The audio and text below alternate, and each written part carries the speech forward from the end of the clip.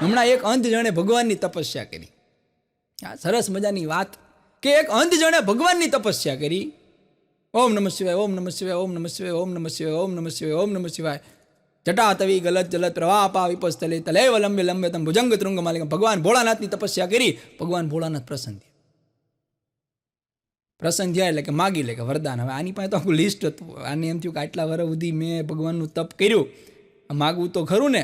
એને ધને માગવું હતું, એને આયુષ્ય માગવું હતું, એને સંતાન પ્રાપ્તિ માગવી હતી, એની આંખોય માગવી હતી, બધું માગવું હતું. પણ ભગવાને એમ કીધું કે ભાઈ આ મોંઘવારીના જમાનામાં એક વસ્તુ મળશે, મને એકનું કહીને જ મોકલો છે. હવે આ માણસ છે, ભગવાનને કઈ રીતે તમે જોજો એ કે એક જ વરદાન મળશે. એટલે આને કીધું ભગવાન એકમાં તો કેમ પોહાય, કે જોઈ તો ઘણું કે એ વાત ખોટી, કે મળશે તો એક જ વરદાન. પછી આને એમ કીધું કાંઈ વાંધો નહીં ભગવાન, તો મારે મારા દીકરાને સોનાના ઘોડિયામાં હિચકાવતો જોવો છે. એક જ વરદાનમાં એક જ લીટીમાં તમામ વસ્તુ મારી. દીકરાને સોનાના ઘોડિયામાં હિચકતા જોવો છે. સોનાની ઘોડી એટલે પૈસા આવી ગયા, જોવો છે એટલે આંખી આવી ગઈ, દીકરો એટલે આયુષ્ય આવી. આ માણસ છે ભગવાન કે તથાસ્તુ દઈ દીધું. પણ અમારા કવિ અને હાસ્ય કલાકાર જગદીશભાઈ ત્રિવેદી એક સરસ મજાની વાત કરી. એની વાતનો મારે અહીંયા ઉલ્લેખ કરવો છે કે નવું વર્ષ આવતું હતું ને એટલે ઘરની અંદર આપણે બધા કેમ સરસ મજાના નવા કપડાં લઈએ ને બધું, આપણે ઘરની આખી રોનક ફરી જાય. તો એમ એક ઘરની અંદર બધાય વાળ કાળા કરતા હતા. દાદા ને દાદી ને મમ્મી ને પપ્પા ને કાકા ને કાકી ને ટોટલ બધાય વડીલો વાળ કાળા કરતા હતા. એટલે નાનું એવું ટાબરિયું છે ને આ બધું જોઈ ગયું. એટલે ટાબરિયાએ શું કર્યું, ઘરમાં ગયો, રસોડામાં જઈને લોટનો ડબ્બો લીધો. લોટનો ડબ્બો ખોલી અને એ લોટ લઈને પાણી નાખીને વાળથી ધોળા કરવા માંડ્યો. એટલે દાદા જોઈ ગયા ગઈ અહીંયા, એ તો કે આ શું કરે છો, કે વાળ ધોળા કરું છું. કે પણ બધા વાળ કાળા કરે છે અને તું ધોળા કેમ કરે છો? એ કે કોક તો ઘરમાં વડીલ હોવું જોઈએ ને. સમજણ જુઓ તમે, સંસ્કાર ઉમ્ર સે બળે. હમણાં 2 જણા અમારા 2 કાકા, રખડુ કાકા અને ભાલા કાકા હોટલમાં જમવા ગયા. એની વાત ન લઉં તો મને મજા ના આવે. રખડુ કાકા અને ભાલા કાકા હોટલમાં જમવા ગયા એટલે ટેબલ ઉપર બેઠા એટલે વેઇટરને બોલ્યો. વેઇટરે તરત કીધું બોલો શું ઓર્ડર? એ કે 2 છાશ ખાલી. 2 છાશ? કે હા 2 છાશ પહેલાં લઈએ. એટલે ઓલો 2 છાશ લઈને આવ્યો. ઓલો જેવો છાશ લઈને આવ્યો ને તો આ 2 આમ તો થેલીમાંથી ટિફિન કાઢ્યું. પછી ઓલા વેઇટરે કીધું કે જો કાકા અહીંયા લખેલું છે ઘરેથી લાવેલું જમવાની મનાઈ છે. તો આ 2 વિચારમાં પડી ગયા કેમ હવે શું કરશું, કે ઘરેથી લાવેલું જમવાની મનાઈ છે. 2 ભડના દીકરા હામાં મેં ટિફિન ફેરવી નાખ્યા.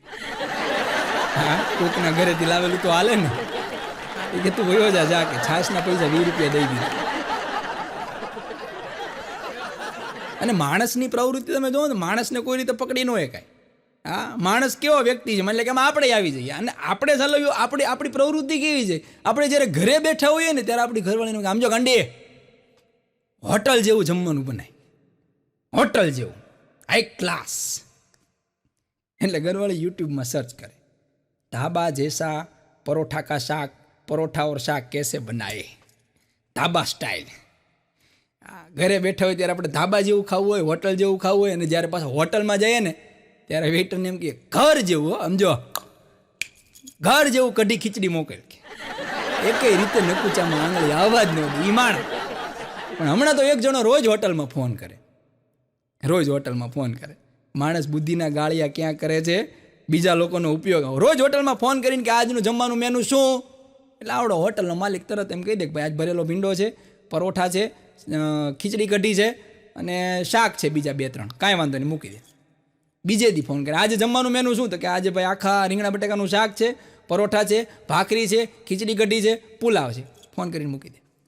મહિનો આવું કર્યું. પછી ઓલાને એમ તો કે આ નંબર ઉપરથી રોજ ફોન આવે છે પણ આ ભાઈ કોઈ દી ઓર્ડર તો દેતા નથી, જમવાનું તો લેવા આવતા નથી. પછી એક દી પૂછ્યું કે ભાઈ તમે રોજ ફોન કરો છો, એ કે જમવાનો ઓર્ડર તો દેતા નથી, કેમ એમ? ત્યારે આને કીધું કે ભાઈ એમાં એવું છે, મારી ઘરવાળી રોજ મને સાંજે ફોન કરીને પૂછે કે આજે જમવાનું શું બનાવું. એટલે મારી પાસે મેનુ હોય ને હું તને ફોન કરું, તારે અહીંયા જે મેનુ હોય ને એવડું મેનુ ડાયરેક્ટ પરબારું ઠપકારી દો. એટલે મારો પ્રોબ્લેમ સોલ્વ થઈ જાય. અને દરેક પુરુષનો, હમણાં એક જણ નવી ગાડી લેવા ગયો, નવી ગાડી લીધી એટલે ઓલો સેલ્સમેન છે એ બધું સમજાવે કે આ ગાડીમાં આટલી સુવિધા છે ને આમાં અહીંથી આવું ફીચર્સ છે ને આવું બધું સમજાવે સેલ્સમેન. પણ બોલો કે એ બધી વાત તો સાચી, પણ તમારે કે એક ટેસ્ટ ડ્રાઈવ તો લેવા દેવી પડશે. કે હા તો લઈ લો. એમાં એ ટેસ્ટ ડ્રાઈવ લેવા ગયો ને એમાં એ પોણે કલાકે પાછો આવ્યો. બોલો, પોણે કલાકે પાછો આવ્યો. પણ કે હવે આ ગાડી મારે લેવી નથી. કે અરે પણ કે આમાં હાઈ ક્લાસ શું વાત? ના આમાં લેવી નથી. કે તકલીફ શું? એ કે આ ગાડીમાં કે જવા હાટું તો 4 ગેર છે, પણ કે આવવા હાટું એક જ ગેર નાખ્યો છે. બોલો, મારી તો રિવર્સ છે, રિવર્સમાં પાછો આવ્યો 5 કિલોમીટર સુધી.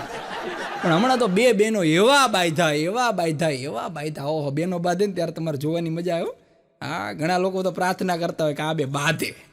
હા, કારણ કે પિક્ચર સારા આવતા નથી, ટિકિટ મોંઘી થઈ ગઈ છે, પોપકોર્ન વગર હાલતું નથી. એટલે હું લાઈવ દ્રશ્ય ને એવું બધું થાય ને તો અમુક લોકો ખરેખર પ્રાર્થના કરતા હોય. અને બહેનો બાંધે એટલે હું હામી શ્રાપ દે. આપણને એમ થાય કે આ શ્રાપ જો હકીકતમાં લાગી જાય ને તો કળિયુગમાં જીવવું મોંઘું પડશે. હા, એ તારા ઘરે ગટરનું ઢાંકણું ઉભરાય. બોલો લ્યો, આવા તો શ્રાપ દે.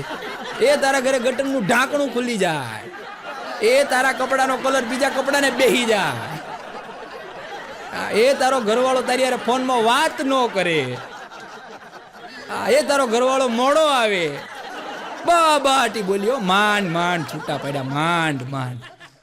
પછી મેં વળી કીધું ઓલા બેનને, મેં કીધું બેન આ બધું બાંધણું થયું છે એમાંથી. મને કે તમે વયા જાવ આગળ. અરે પણ મેં કીધું સાંભળો, અમે આ બાંધણું થયું છે એમાંથી. મને કે કાંઈ નહીં, કે એ આમ તમારી બેનપણી જ છે. તો મેં કીધું તો આ બેનપણી યાર આવું, મેં કીધું બધાય ખરું, હું વાત શું થાય? મને કે વાત એમાં એવડી મોટી કાંઈ નથી. મેં બ્યુટી પાર્લર જઈને આવીને એટલે મેં એને કીધું કે જોતો હોય કે રંજન હું બ્યુટી પાર્લર જઈને આવી. તો મેં કીધું તો રંજને મને એમ કીધું કે કેમ બંધ હતું? એવું કહેવાય? બોલો, એમાં ડકે ચડી.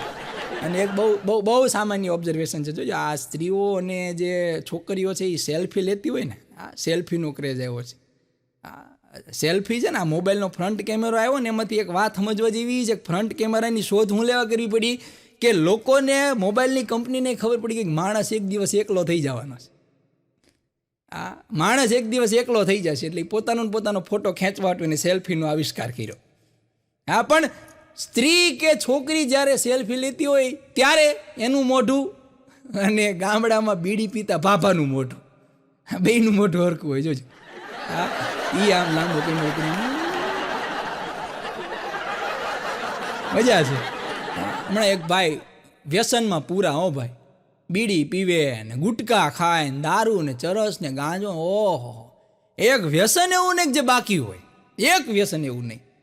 પછી બધાએ સમજાવાય કે ભાઈ તમે આ વ્યસન કરો છો, ઉધરસ થઈ ગઈ છે તમને, કેટલી ખતરનાક ઉધરસ છે, તમે આ બધું બંધ કરી દો. તો મારી દો એને ઉલટા ચોર કોટવાલ કોડાટી કે ઉધરસ તો હારી, કે આમાં હું ઉધર હારી, કે આ ખખડી ગયા, કે આ 2.5ની મોટર ગાજે એમ તમારું આ છાતીના પાટિયા ગાજે છે, કે હું હારી ઉધરસ, કે ઉધરસ તો હારી, કે કાંઈ કે રાતે ચોર નો આવે. લે, એને એમ લાગે ઘરમાં કોઈ છે તો ખરા.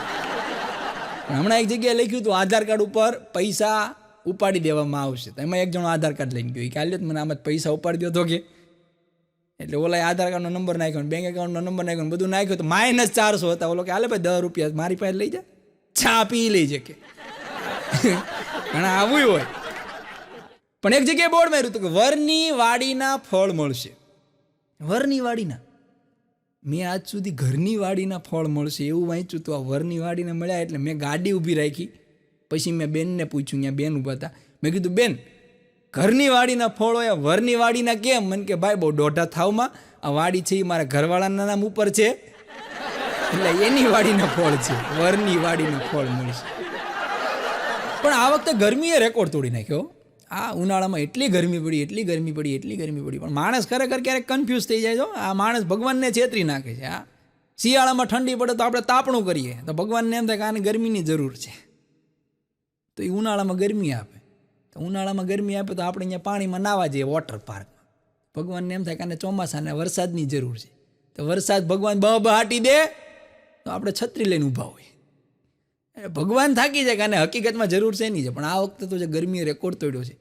આ જે શિયાળાની અંદર આપણે તડકો ગોતીને આપણા શરીરને શેકતા હતા ને, ઉનાળામાં એ તડકાએ આપણને ગોતીને શેક્યા. હમણાં એક કિસ્સો તમારા ઘરની પાસે એવો બન્યો કે એક બેન ડબ્બો લઈને મકાઈ લઈને જતા હતા. મકાઈ, હા, ડબ્બાની અંદર મકાઈ પડી હતી, મકાઈ લઈને જતા હતા, એમાં એ બેનને ઠેબુ આવીને મકાઈ ઢોળાઈ ગઈ તો સીધી પોપકોર્ન જ થઈ ગઈ. બોલો, એવી ગરમી પડી હો.